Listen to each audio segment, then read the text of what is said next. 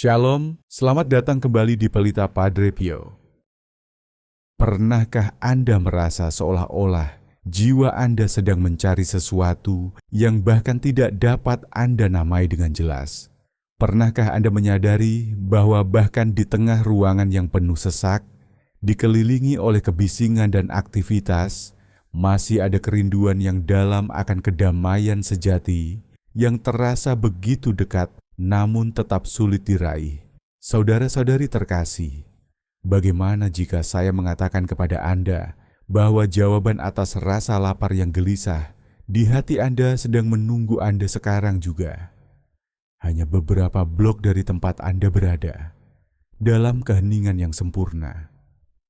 Bagaimana jika perjumpaan paling kuat yang pernah Anda alami tidak mengharuskan Anda bepergian ke tempat yang jauh atau mengeluarkan uang, tetapi cukup dengan melangkah, masuk ke kapel atau gereja terdekat.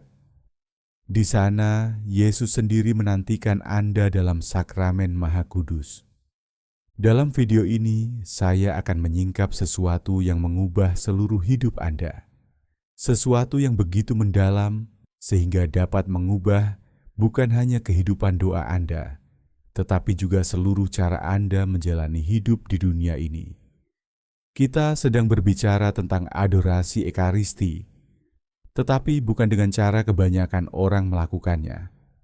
Kita akan menemukan rahasia tersembunyi yang diungkapkan oleh Santo Besar ini tentang bagaimana berjumpa dengan Yesus dalam sakramen Maha Kudus dengan cara yang benar. Lebih penting lagi, kita akan melihat kesalahan-kesalahan serius yang dapat merampas rahmat luar biasa yang sebenarnya menunggu Anda di sana. Padre Pio menghabiskan waktu yang tak terhitung banyaknya di hadapan sakramen Maha Kudus. Saat-saat itu bukan sekadar momen hening untuk merenung. Itu adalah perjumpaan yang begitu nyata dan begitu kuat, sehingga benar-benar mengubahnya menjadi salah satu mistikus terbesar dalam sejarah Gereja Katolik. Luka-luka Kristus muncul pada tubuhnya. Mukjizat mengalir melalui doanya, dan jiwa-jiwa dari seluruh dunia datang mencari bimbingannya. Tahukah Anda apa yang ia akui sebagai sumber dari semua itu? Jam-jam yang intim bersama Yesus dalam Ekaristi. Namun ada sesuatu yang tidak pernah disadari oleh kebanyakan orang. Ada perbedaan yang sangat besar antara sekadar duduk di sebuah kapel atau gereja dan benar-benar mengalami perjumpaan dengan Kristus dalam adorasi. Ada kesalahan-kesalahan yang membuat seseorang merasa kosong, bukannya dipenuhi, gelisah, bukannya damai, dan tidak berubah, bukannya ditransformasikan. Padre Pio menyaksikan kesalahan-kesalahan tersebut berulang kali. Ia kemudian memberikan bimbingan yang sangat jelas tentang bagaimana menghindarinya. Jika Anda siap menemukan seperti apa adorasi Ekaristi yang sejati, jika Anda merindukan damai yang melampaui segala pengertian, dan jika Anda ingin belajar dari salah satu guru terbesar dari surga, maka bukalah hati Anda dengan kerendahan dan kesediaan untuk dipimpin. Biarkan kisah dan nasihat Santo ini menuntun Anda memahami bagaimana berjumpa dengan Yesus secara lebih mendalam dalam sakramen Maha Kudus. Karena ketika hati sungguh terbuka untuk belajar, Tuhan sendiri akan memulai bab baru dalam perjalanan rohani Anda. Namun saya perlu membagikan sesuatu yang penting kepada Anda. Setelah Anda benar-benar memahami apa yang diajarkan Santo ini tentang adorasi, setelah Anda mengalami apa artinya berada dalam kehadiran Yesus dalam sakramen Maha Kudus, Anda akan bertanya-tanya, bagaimana Anda pernah hidup tanpa hal itu? Ini bukan sekadar devosi tambahan untuk dimasukkan ke dalam rutinitas Anda. Ini adalah pintu menuju kedamaian supranatural, penyembuhan, dan transformasi yang selama ini dirindukan oleh jiwa Anda. Sebelum kita menjelajahi apa yang terjadi selama adorasi, kita perlu membahas sesuatu yang seringkali dilewatkan oleh kebanyakan orang, dan akibatnya sangat merugikan mereka. Santo besar ini tidak pernah langsung masuk ke dalam kapel atau gereja, lalu duduk begitu saja di hadapan sakramen Maha Kudus. Tidak pernah. Padre Pio memahami sesuatu yang sering kita lupakan dalam dunia yang serba tergesa-gesa dan menuntut kepuasan instan ini. Saat-saat sebelum Anda masuk ke hadirat Yesus sama kudusnya, dengan saat-saat yang Anda habiskan di dalamnya. Padre Pio akan berhenti sejenak di pintu kapel.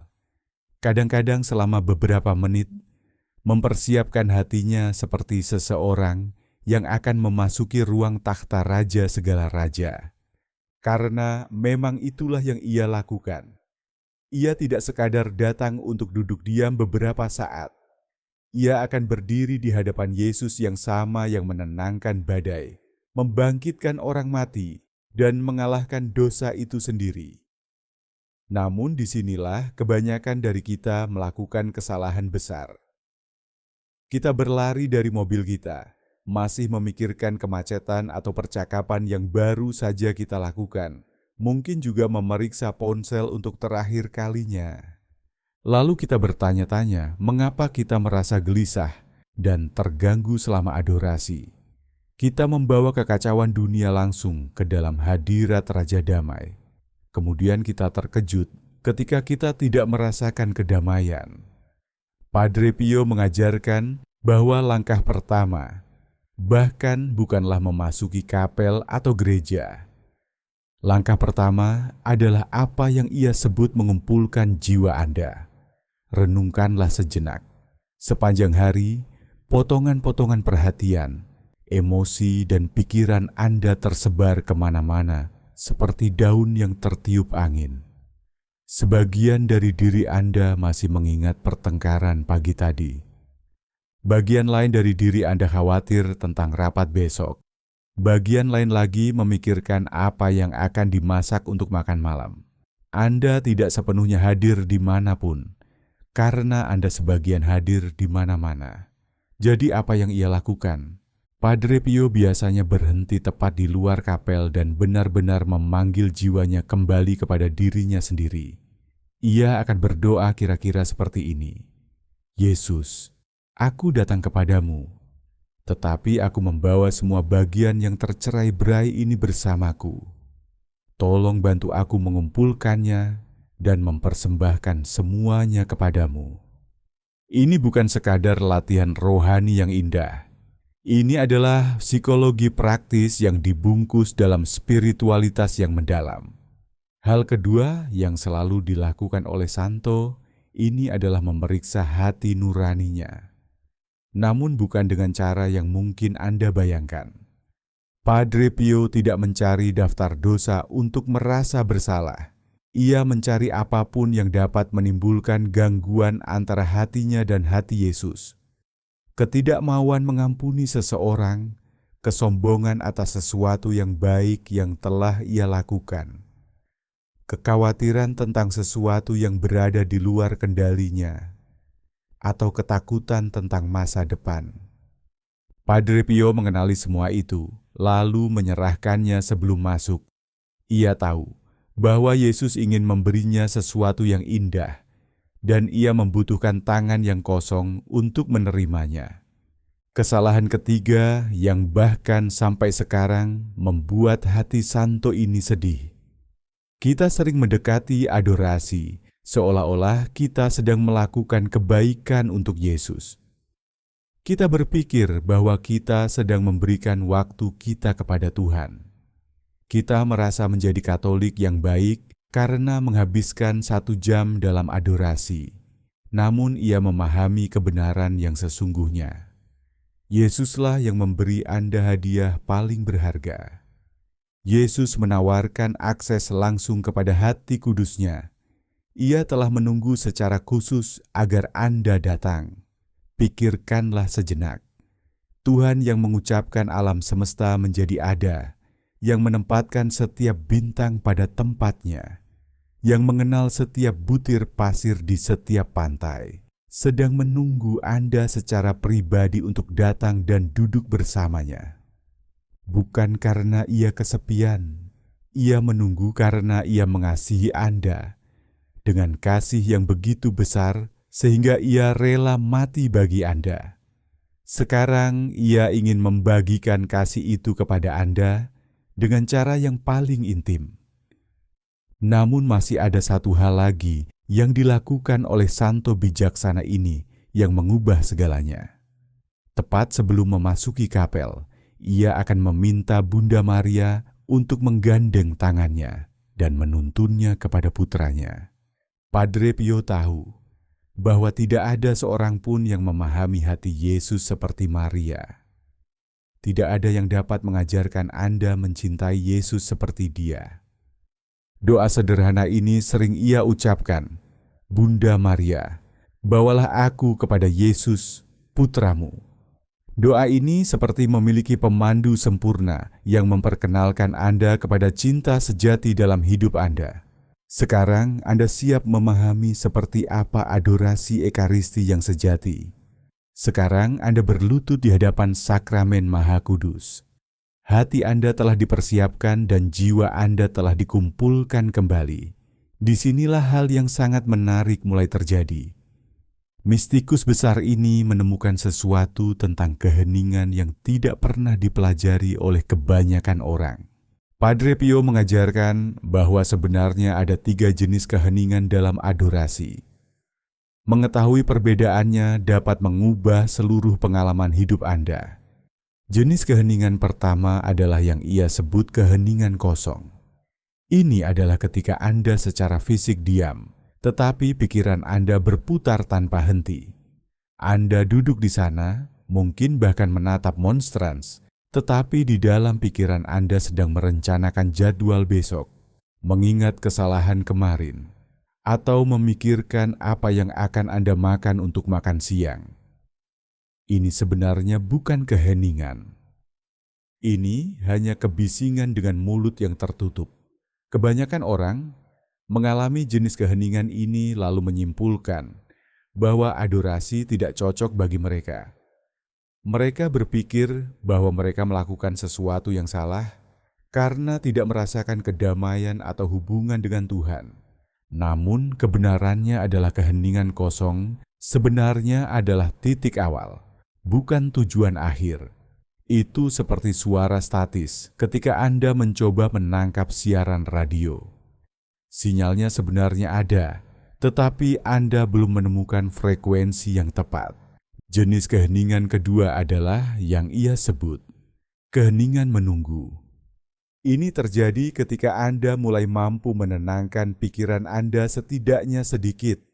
Anda sungguh-sungguh mencoba untuk mendengarkan. Anda hadir dan penuh perhatian, tetapi Anda tidak yakin apa yang seharusnya Anda dengar. Ini sebenarnya adalah kemajuan yang indah, meskipun mungkin terasa membuat frustrasi. Anda seperti seseorang yang berhenti berbicara dalam sebuah percakapan dan benar-benar mulai memperhatikan orang lain untuk pertama kalinya. Dalam keheningan menunggu, Anda mungkin tidak mendengar kata-kata atau merasakan emosi yang kuat, namun sesuatu yang halus sedang terjadi. Napas Anda mulai melambat seperti ombak yang lembut. Simpul kecemasan di dada Anda mungkin mulai mengendur. Anda menyadari bahwa kekhawatiran yang terasa sangat mendesak 10 menit yang lalu, kini tidak lagi terasa begitu berat. Inilah Yesus yang sedang bekerja dalam diri Anda, bahkan ketika Anda tidak merasakannya. Namun ada jenis keheningan ketiga. Inilah yang mengubah seluruh hidup Padre Pio. Ia menyebutnya keheningan kasih. Ini adalah ketika percakapan antara hati Anda dan hati Yesus mengalir begitu alami sehingga kata-kata tidak lagi diperlukan. Bukan berarti Anda mendengar suara yang terdengar jelas, meskipun kadang-kadang itu bisa terjadi. Keheningan ini lebih seperti ketika Anda duduk bersama seseorang yang sangat Anda cintai, sehingga Anda tidak perlu berbicara untuk merasa sepenuhnya terhubung. Dalam keheningan kasih, Anda tiba-tiba memahami sesuatu tentang hidup Anda yang telah lama membingungkan Anda. Anda merasakan gelombang damai yang begitu dalam, sehingga seolah-olah menyentuh bagian jiwa Anda yang bahkan tidak Anda sadari sebelumnya. Kadang-kadang Anda hanya akan mengetahui dengan pasti bahwa Anda sepenuhnya dan tanpa syarat dikasihi.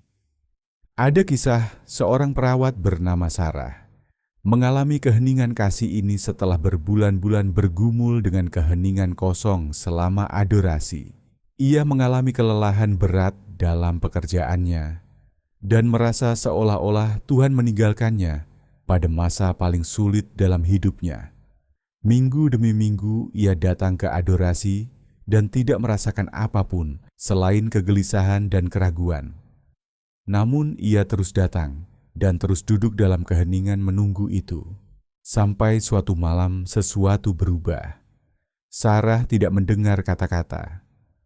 Namun tiba-tiba ia memahami bahwa setiap pasien yang pernah ia rawat sebenarnya adalah Yesus yang menyamar.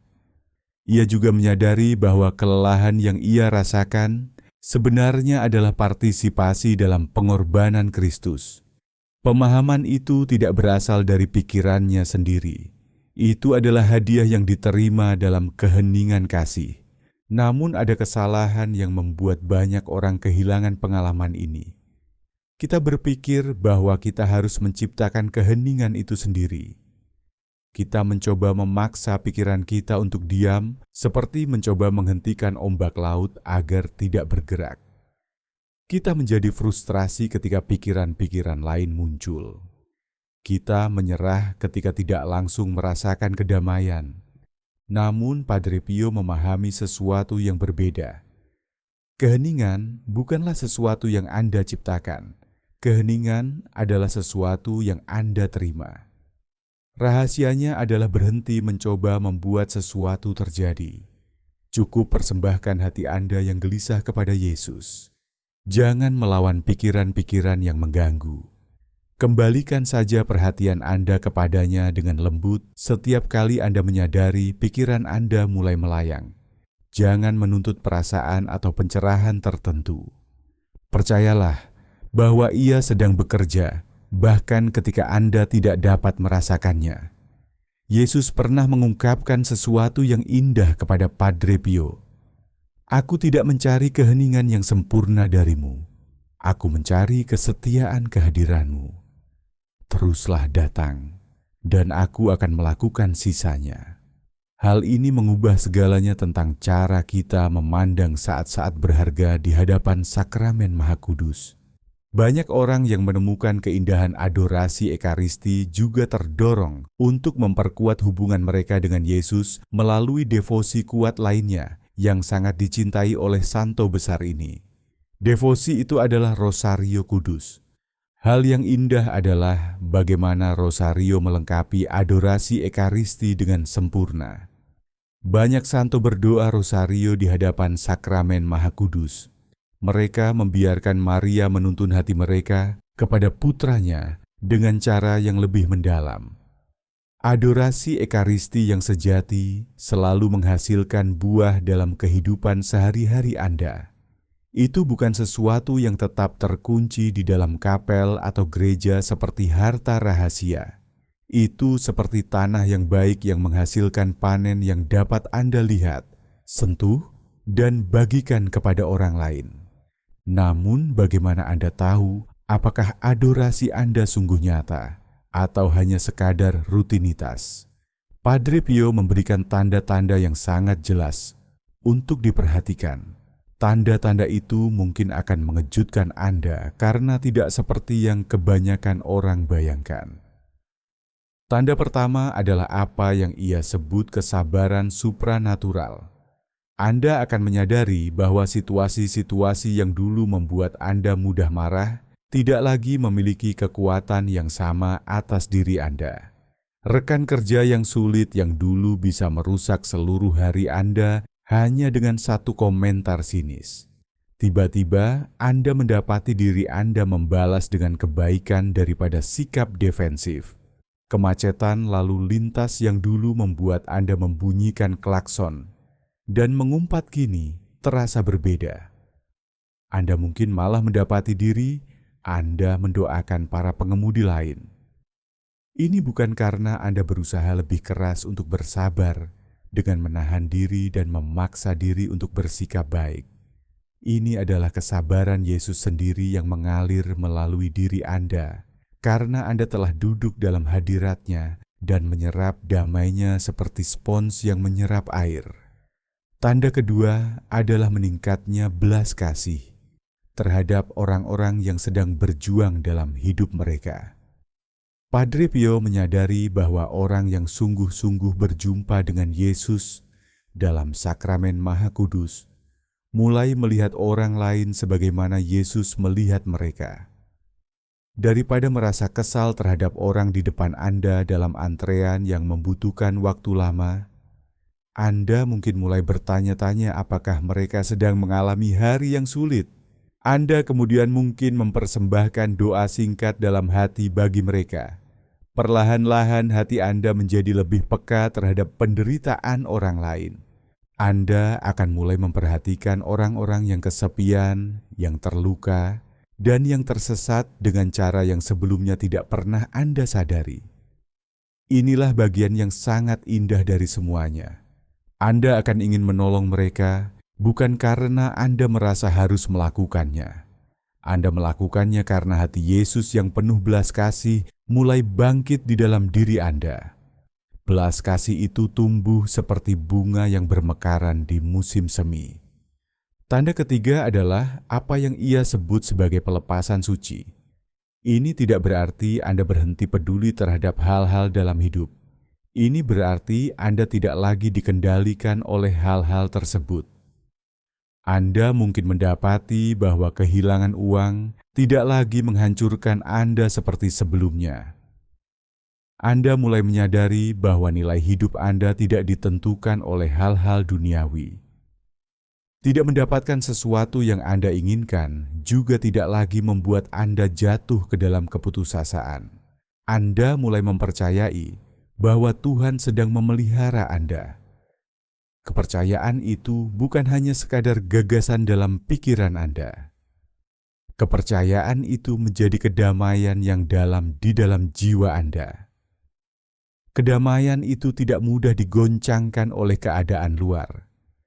Namun disinilah banyak orang membuat kesalahan yang berbahaya.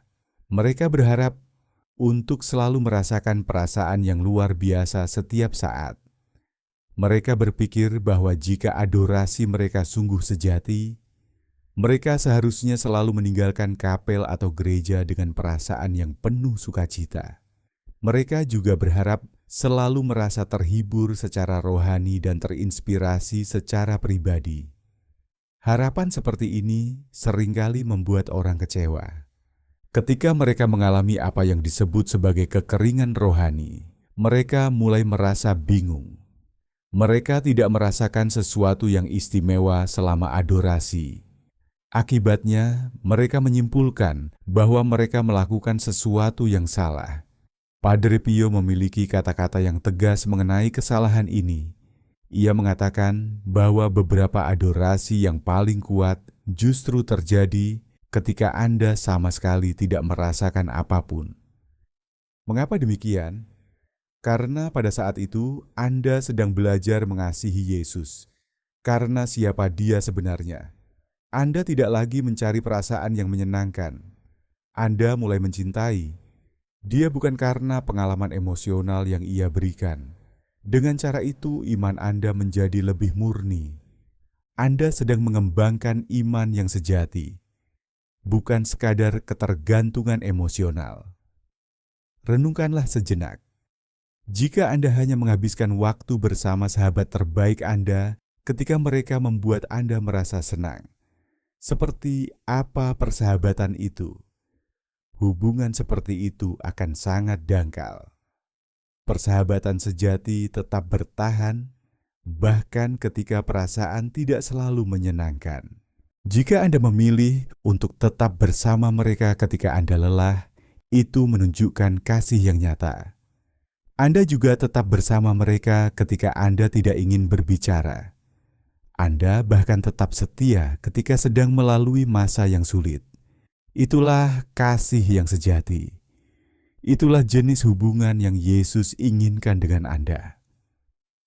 Ada kisah seorang pria yang datang ke adorasi dengan cara yang sangat kuat. Ia telah datang ke adorasi selama 2 tahun. Ia selalu berharap merasakan kedamaian dan kedekatan dengan Tuhan. Namun hidupnya semakin penuh tekanan dengan tuntutan pekerjaan dan tanggung jawab keluarga. Akhirnya, waktu adorasinya terasa kering dan kosong seperti padang gurun. Pria itu hampir berhenti datang karena berpikir bahwa ia hanya membuang-buang waktu. Namun ia memutuskan untuk tetap datang. Ia terus datang bahkan ketika tidak merasakan apapun. Ia terus datang bahkan ketika ia sangat lelah. Ia juga tetap datang ketika pikirannya dipenuhi kekhawatiran. Lalu sesuatu yang luar biasa terjadi dalam hidupnya. Keluarganya mulai menyadari perubahan dalam dirinya. Istrinya mengatakan bahwa ia tampak lebih tenang saat menghadapi krisis. Anak-anaknya mengatakan bahwa ayahnya menjadi lebih menyenangkan untuk diajak bersama. Rekan kerjanya juga melihat bahwa ia tampak lebih damai. Buah dari adorasinya mulai terlihat di mana-mana. Hal itu tampak dalam kehidupan keluarganya. Hal itu juga terlihat dalam pekerjaannya sehari-hari. Namun perubahan itu tidak terjadi dalam bentuk perasaan emosional selama adorasi.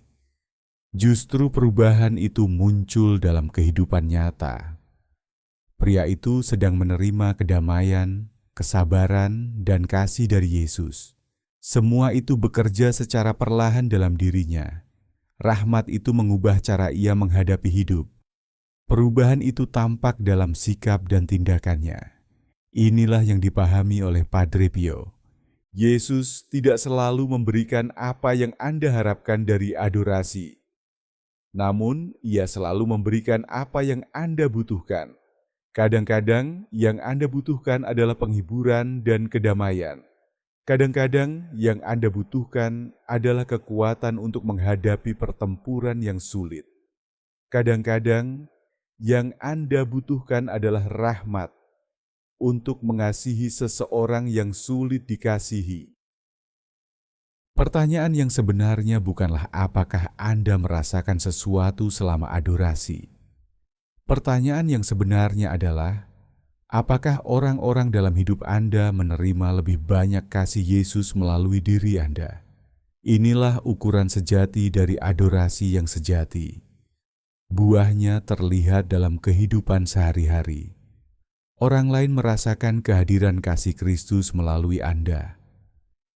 Sekarang, mari kita masuk ke rincian praktis yang diajarkan oleh Santo ini.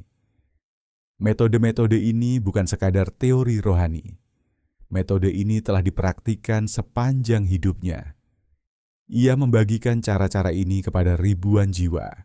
Banyak orang menemukan perubahan hidup melalui bimbingannya. Pertama, Padre Pio selalu mendorong orang untuk membawa rosario ke dalam adorasi.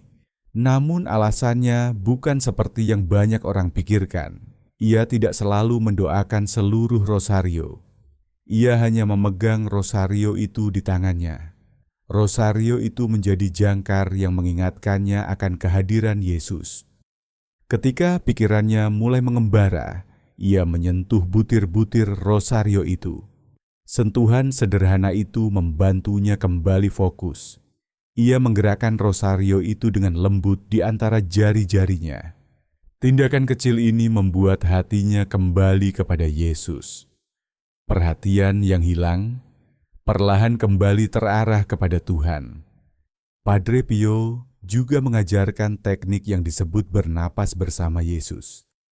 Teknik ini sangat sederhana namun mendalam. Saat Anda duduk di hadapan sakramen Maha Kudus, Anda memperlambat napas Anda.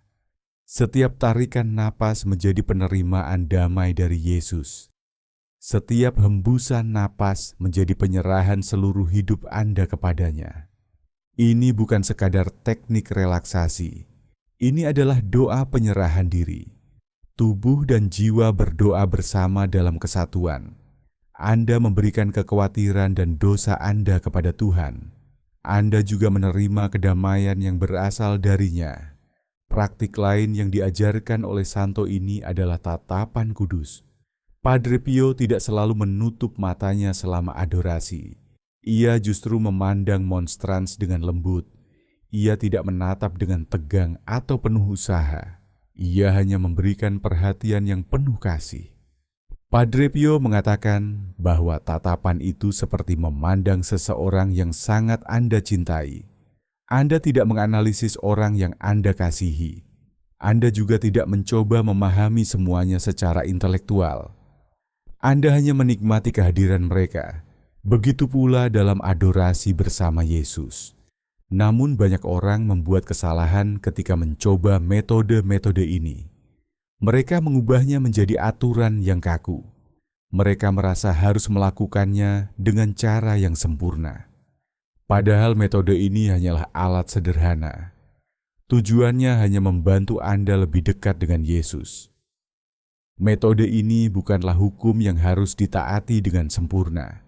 Metode ini hanya sarana untuk membantu hati Anda terbuka. Yang terpenting adalah hubungan Anda dengan Yesus. Hubungan itu tumbuh melalui kehadiran yang setia, bukan melalui teknik yang dilakukan dengan sempurna. Metode terpenting yang diajarkan oleh santo ini adalah konsistensi. Padre Pio lebih menghargai kehadiran yang setia daripada usaha besar yang jarang terjadi. Ia lebih menyukai seseorang datang 15 menit setiap minggu. Ia tidak terlalu menekankan kunjungan yang sangat lama, tetapi jarang. Hubungan sejati dibangun melalui kesetiaan yang sederhana.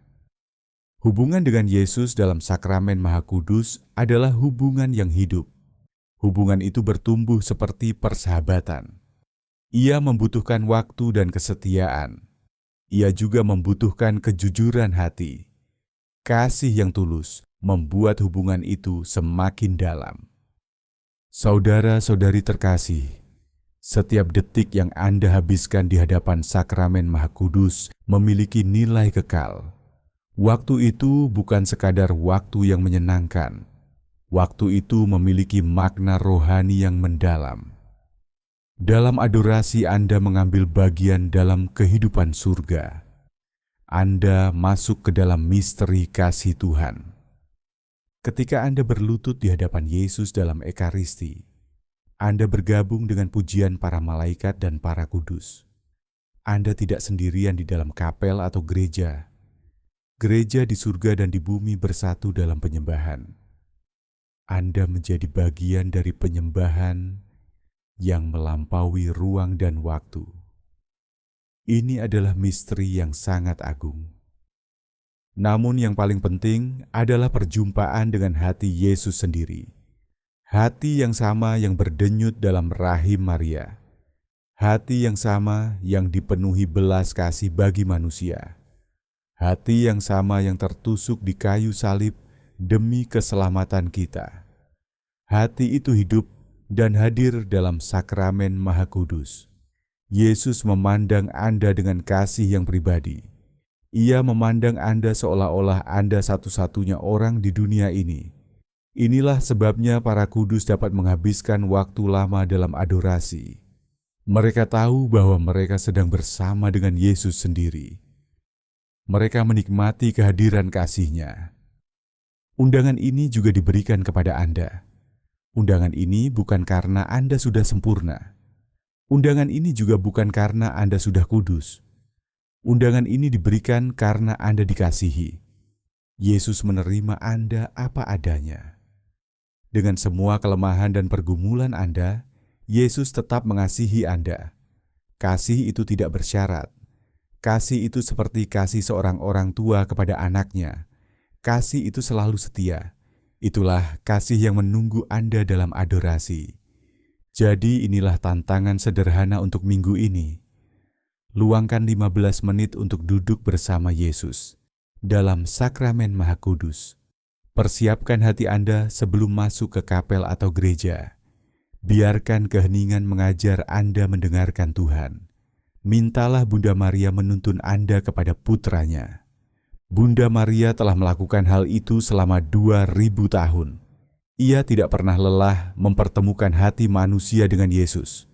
Jika Anda pergi kepada Yesus bersama Bunda Maria, Anda tidak akan tersesat. Ia akan membimbing Anda dengan lembut. Ia akan menuntun Anda kepada kasih putranya. Sekarang marilah kita menutup dengan doa sederhana. Yesus yang tersembunyi dalam sakramen Maha Kudus, terima kasih atas saat-saat penuh rahmat ini. Tolonglah aku membawa damai-Mu ke dalam dunia. Semoga setiap orang yang aku jumpai melihat kasih-Mu melalui hidupku. Bunda Maria, dekatkanlah aku selalu dengan hati kudus putra-Mu. Amin. Saudara-saudari terkasih, sebelum kita mengakhiri permenungan ini, ingatlah satu hal yang sangat ditekankan oleh Padre Pio. Sakramen Maha Kudus bukanlah tempat yang kita datangi dengan hati yang terburu-buru, pikiran yang sibuk, atau sikap seolah-olah kita sedang memberi waktu kepada Tuhan. Sakramen Maha Kudus adalah tempat di mana Yesus sendiri menunggu kita dengan kasih yang tak terbatas. Karena itu janganlah menghampirinya dengan hati yang tertutup atau dengan harapan akan sensasi rohani semata. Datanglah dengan kerendahan hati, dengan kesetiaan yang sederhana, dan dengan hati yang siap mencintainya, bahkan ketika Anda tidak merasakan apapun.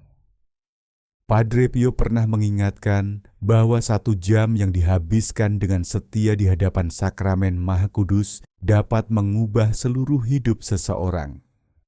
Bukan karena kita melakukan sesuatu yang besar, tetapi karena kita membiarkan Yesus bekerja diam-diam di dalam jiwa kita. Di sanalah hati yang gelisah dipulihkan, luka-luka batin disembuhkan, dan jiwa yang lelah menemukan damai yang tidak dapat diberikan oleh dunia. Maka jika suatu hari Anda merasa kosong, bingung, atau lelah oleh hidup, ingatlah bahwa ada satu tempat di mana Anda selalu diterima tanpa syarat. Tempat itu adalah hadirat Yesus dalam sakramen Maha Kudus. Jika pesan ini menyentuh hati Anda, tulislah di kolom komentar sebuah doa sederhana ini. Tuhan Yesus, ajarilah aku mencintai-Mu dalam sakramen Maha Kudus. Biarlah doa kecil ini menjadi langkah pertama Anda menuju perjumpaan yang lebih dalam dengan Tuhan. Dan jangan lupa, bagikan pesan ini kepada orang lain, karena mungkin saja ada seseorang yang sedang menunggu diingatkan bahwa Yesus masih menanti mereka di dalam keheningan tabernakel. Semoga melalui perantaraan Padre Pio, hati kita semakin dekat dengan hati kudus Yesus. Kalau kamu merasa renungan ini bermanfaat, tolong like, subscribe, dan share. Mari sebarkan kebijaksanaan rohani Padre Pio kemana-mana. Terima kasih sudah ikut dalam perjalanan iman ini. Semoga doamu kuat, imanmu teguh, dan rosariomu selalu dekat di hatimu. Yesus, Engkau andalanku. Amin.